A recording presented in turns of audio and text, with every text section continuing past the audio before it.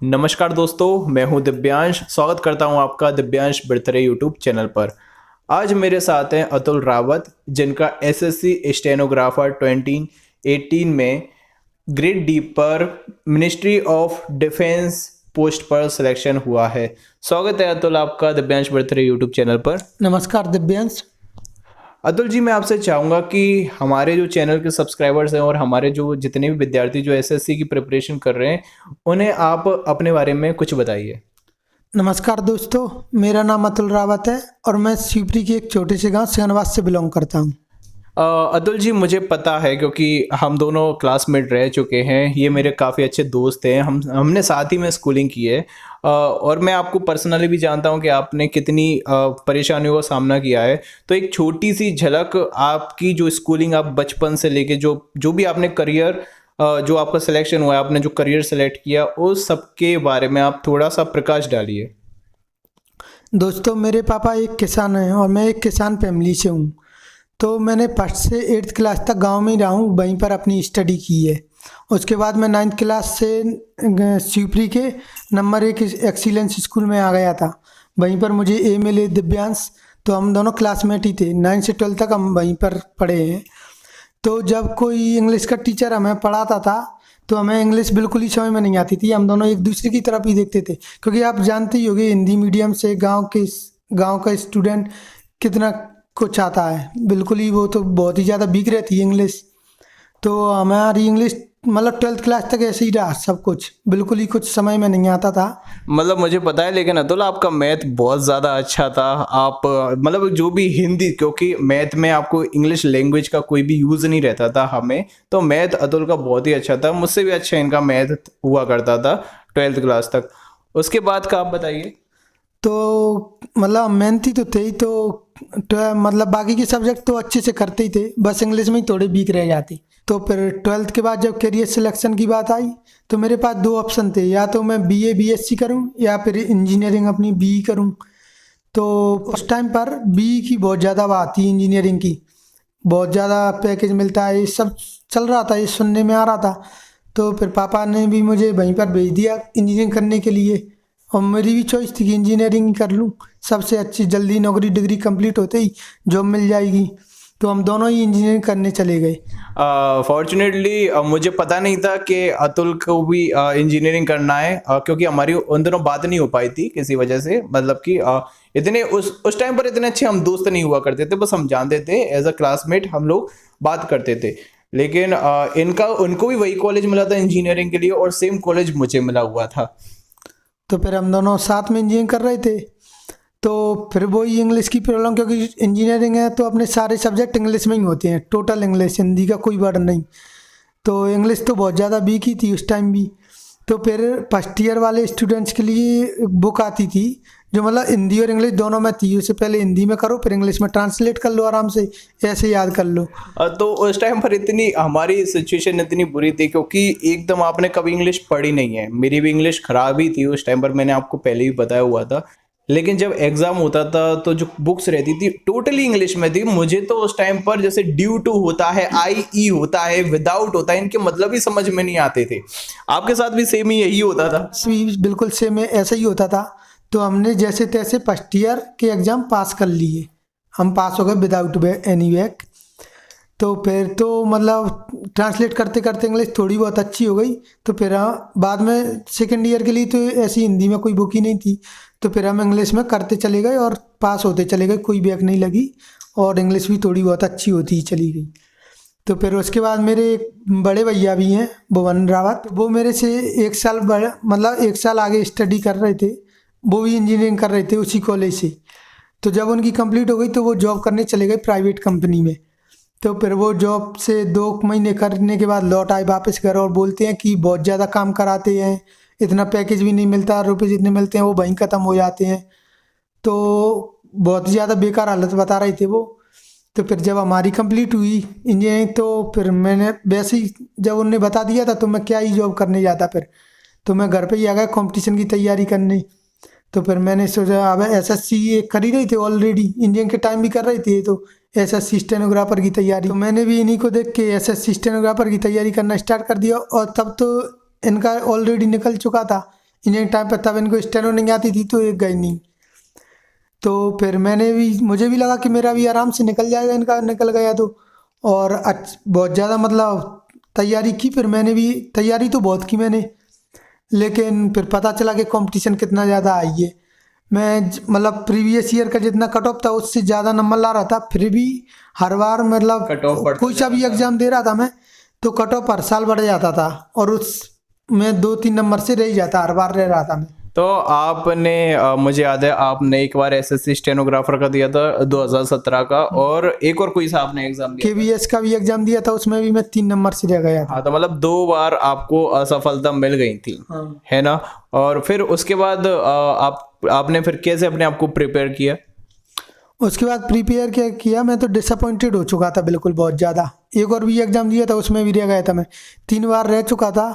और ऊपर से मेरे आस पड़ोस वाले जो मुझे बोलते रहते थे कि अपने पापा का पैसा बर्बाद कराया, ग्वालियर खर्च कराया, रुपये 4 साल इंजीनियरिंग में बर्बाद कर दिए, अब यहाँ के कैसे बाइक से कोचिंग जाता है, रुपये बर्बाद कर रहा है बहुत ज़्यादा। तो मतलब मज़े कर रहा है बिल्कुल, मतलब तो मैं इतना ज़्यादा मेरा दिमाग ख़राब रहता था कि मैं कभी कभी तो अपने रूम में अकेला रो भी लेता था, और मैं बाहर निकल ही नहीं पाता था अपने मतलब घर से, क्योंकि मैं ऐसे दोस्तों में बैठने वाला था तो पड़ोसी मतलब जो भी कोई अपने फ्रेंड्स वगैरह सर्कल में आ ही जाते थे, कोई ना कोई ताने मारने कि ये ऐसे ऐसे कुछ नहीं हो सकता, इनका बहुत ज़्यादा रुपये वगैरह बर्बाद कर रहे हैं। तो फिर मैंने मतलब अपने रूम में ही रहना स्टार्ट कर दिया, मैं बाहर निकलते ही नहीं। और जब 3 बार असफल हो चुका था तो और ज़्यादा डिसअपॉइंटेड हो गया, मुझे लगा मेरे ये लोग भी सच ही बोल रहे हैं कि मेरा कुछ नहीं हो सकता, और मैंने मतलब थोड़ा मतलब बंद ही कर दिया पढ़ाई करना थोड़ा बहुत। फिर आपने अपने आप को कैसे संभाला, और फिर आपने क्या तरीका अपना अपनाया, किससे आप इंस्पायर्ड हुए, और फिर आपने 2018 का एग्ज़ाम आपने निकाल लिया और आपको मिनिस्ट्री ऑफ डिफेंस मिला, उसके बारे में कुछ आप बताइए।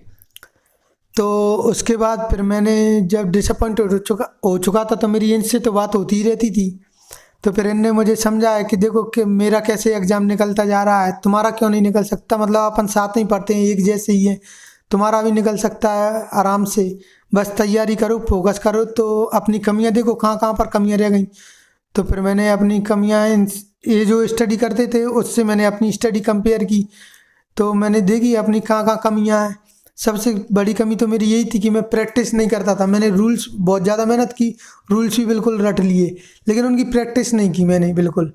मतलब सेट पेपर बिल्कुल एग्ज़ाम कोई से दिए ही नहीं मैंने, एग्ज़ाम देता था ओनली, लेकिन सेट पेपर नहीं लगाता था बिल्कुल। मॉक टेस्ट की कभी आपने प्रैक्टिस नहीं की थी उन दिनों? मैं आपसे जबकि कहता था कि अतुल मॉक टेस्ट दीजिए, और आप ये मुझसे बोलते थे उस टाइम पर कि मैं अब सीधा फाइनल ही दूंगा, फाइनल मैच ही खेलूंगा, मुझे प्रैक्टिस मैच नहीं करना। तो मुझे लगता था कि डायरेक्ट ही निकालूंगा, जब रूल्स याद हैं तो फिर प्रैक्टिस की ज़रूरत ही क्या है। तो फिर बाद में पता चला कि मेरी कितनी बड़ी मैं गलती कर रहा था।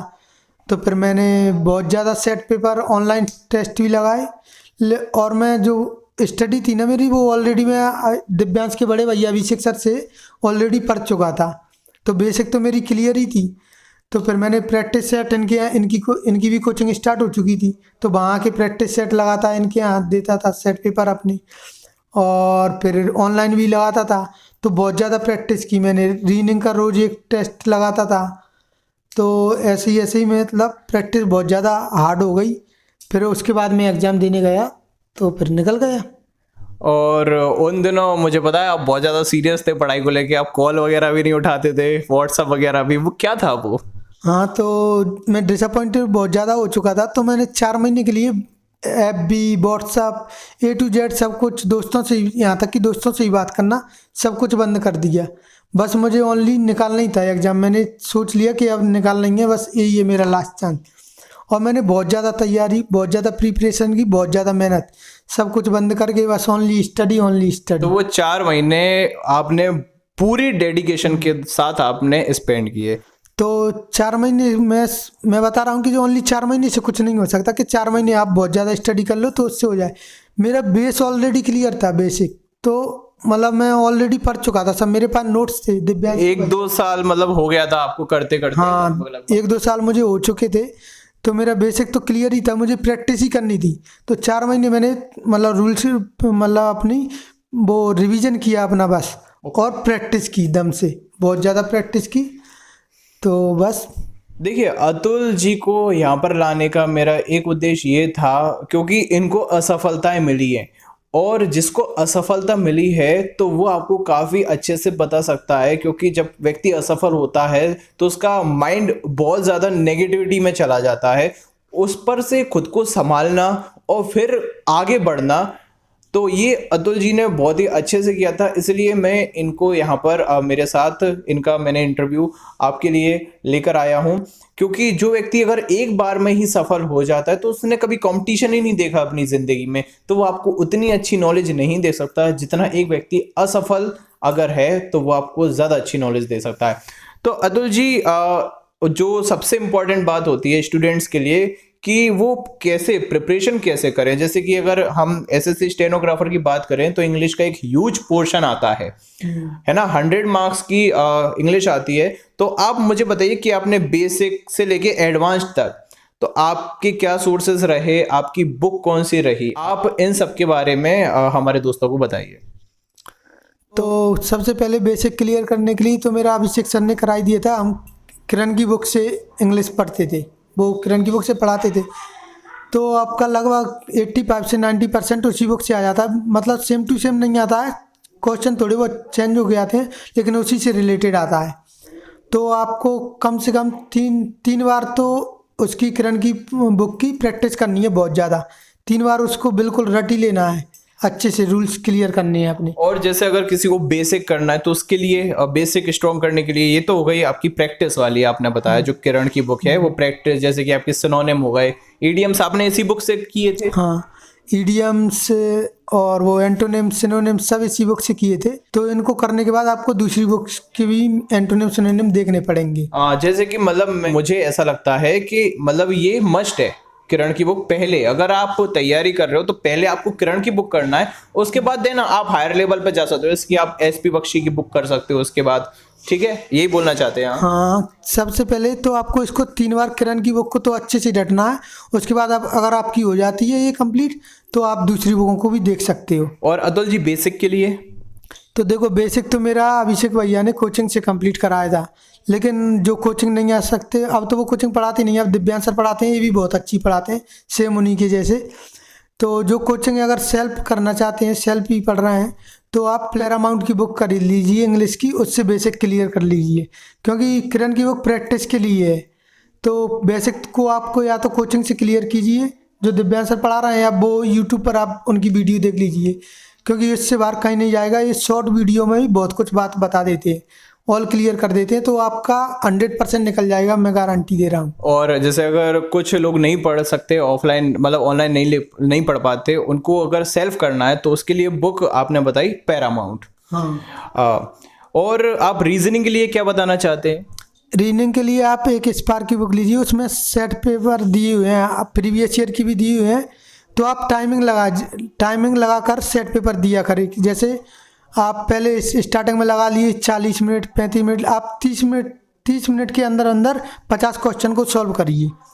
तो ये आपको जो भी क्वेश्चन आपके गलत होते हैं उनको टिक कर लीजिए, फिर बाद में उनको सॉल्व करना। तो ऐसे ही आप टाइमिंग लगा के प्रैक्टिस किया करें, रोज़ का एक सेट पेपर दिया करें कम। और जीके के लिए? जीके का तो अब कोई कुछ भरोसा नहीं, कौन सी बुक में से क्या आता है कुछ पता नहीं रहता। लेकिन फिर भी एक एलिमेंट्री बुक की बात करें तो कौन सी बुक आपने प्रेफर की थी? एलिमेंट्री बुक तो फिर लूसेंट ही होगी, जिसमें से कई बार नहीं फिर भी बार तो उससे भी जाएगा। तो आप करंट भी करिए, साथ में करंट आने लगी है, अब करंट जीके बहुत ज़्यादा आती है, तो आप करंट पर ज़्यादा फोकस कीजिए। और नॉर्मल जीके के लिए कोई सी बुक कर लीजिए मेरे हिसाब से तो। और करंट के लिए बुक कौन सी आप प्रेफर करते थे? करंट के तो मैंने ऑनलाइन वीडियो ही देखे थे, मेरे जीके में इतने मार्क्स आए भी नहीं थे। हाँ, तो मतलब इंग्लिश और रीजनिंग से ही आपका मैक्सिमम स्कोर रहा था। अच्छा अतुल, कुछ स्टूडेंट्स को प्रॉब्लम आती है पैसेज में, क्लोज टेक्स्ट में, PQRS में, आपने उनको कैसे किया था? उनका ये है कि आप सबसे पहले जो किरण की बुक में दी हुई है प्रीवियस ईयर के पैसेज और क्लोज टेस्ट, उनकी प्रैक्टिस कीजिए आप बहुत ज़्यादा।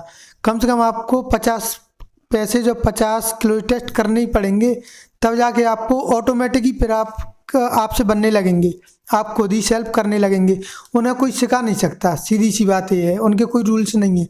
वो तो आपको खुद ही प्रैक्टिस कर करके खुद ही समझ में आएगा कि कैसे करनी है। उसके लिए सबसे ज़्यादा ज़रूरी है बस एक ही चीज़ है कि आपकी वोकेबलरी स्ट्रांग होनी चाहिए, जैसे फ्रेजल वर्ब, एंटोनिम, सिनोनिम, सारे मीनिंग्स वगैरह, ये ज़्यादा वोकेबलरी स्ट्रांग होनी चाहिए और प्रैक्टिस बहुत होनी चाहिए, फिर आपसे ऑटोमेटिक बनने लगेंगे। क्लोज टेस्ट और पैसे। और हाँ, तो ये तो हो गया हमारा प्री के बारे में। उसके बाद स्टेनो, अगर हम शॉर्ट हैंड की बात करते हैं तो वो आपने कैसे की? स्टेनो तो मेरी बहुत ही स्पीड कम थी, बहुत ही ज़्यादा बेकार थी। तो उसमें ज़्यादा इतनी टफ, आप ज़्यादा कोई टफ बुक से मत कीजिए कि बहुत ही ज़्यादा हार्ड स्टेनो आपको लिखनी है, नॉर्मली आती है मीडियम तक की। तो आप बहुत ज़्यादा प्रैक्टिस कीजिए स्टेनो की, तो बस 4-5, जब आपका फ्री हो जाएगा तो आपको और कुछ तो करना ही नहीं है, केवल मेंस की तैयारी करनी है, तो बस स्टेनो ही देखनी है, फिर तो बस प्रैक्टिस कीजिए दम से। तो बस स्टेनो की आप कोई भी कोचिंग मैं ज़रूर बोलूँगा, क्योंकि स्टेनो एक ऐसा सब्जेक्ट है वो बिना कोचिंग के आप नहीं कर सकते, आपको कोचिंग लेनी ही पड़ेगी। सही बोल रहा हूँ तो? कोचिंग तो आपको बिल्कुल ही लेनी पड़ेगी, क्योंकि जब प्रेशर रहता है आपको पढ़ना, और हाँ, जब भी आप लिखें उसे पढ़िए, जब भी सर सब स्टूडेंट के सामने पढ़िए, क्योंकि इससे आपकी झिझक खुलती है और आपके ऊपर प्रेशर होता है अच्छी लिखने का, तो आप फिर लिख सकते हैं, उसे पढ़ सकते हैं दबाव में भी, क्योंकि एग्जाम टाइम में भी ऐसे ही प्रेशर होता है। और ज़्यादा से ज़्यादा ट्रांसलेट भी आपको करना चाहिए। हाँ, वो भी ट्रांसलेट, मतलब आप 3 डिक्टेशन लिखते हैं तो 2 को तो ट्रांसलेट कीजिए। तो आप स्टडी में जैसे इंग्लिश कर रहे हैं आप, तो आप रोज़ के टॉपिक, मतलब रोज़ का टारगेट बनाइए कि आज मुझे ये टॉपिक करना ही करना है, क्योंकि आप जब टारगेट बना लेंगे ये करना ही करना है, तो आपको तब तक नींद ही नहीं आएगी जब तक आपका वो कंप्लीट नहीं हो जाता। और फिर भी अधूरा रह जाए तो उसे अगले दिन उसे भी कंप्लीट करिए, और जो नेक्स्ट टारगेट है उसे भी कंप्लीट कीजिए। तो रोज़ का टारगेट बनाकर स्टडी करो, रोज़ का, पर डे। बहुत बहुत धन्यवाद आपका। और मैं फिर से आपको बधाई देना चाहता हूँ अतुल कि आपका मिनिस्ट्री ऑफ डिफेंस में सिलेक्शन हुआ है। बहुत बहुत धन्यवाद आपका। थैंक यू दिव्यांश, और आपको भी कॉन्ग्रेचुलेसन, आपका ग्रेड सी पर CBIC डिपार्टमेंट में सिलेक्शन हुआ है उसके लिए। तो आई होप आपको वीडियो अच्छा लगा होगा। यदि आप चाहते हैं कि और भी सिलेक्टेड कैंडिडेट्स का वीडियो एंड उनकी स्ट्रेटजी मैं आपके सामने लेकर आऊं, तो आप मुझे कमेंट बॉक्स में आप कमेंट कर सकते हैं। और अगर अतुल जी से भी आपको कोई क्वेश्चन पूछना है तो आप इन्हें इंस्टाग्राम पर फॉलो कर सकते हैं, अतुल रावत नाम से इनकी आईडी, आप इनको आप फॉलो कर सकते हैं और इनसे कोई भी क्वेश्चन ये आप पूछ सकते हैं। रावत अतुल 95 पर। धन्यवाद।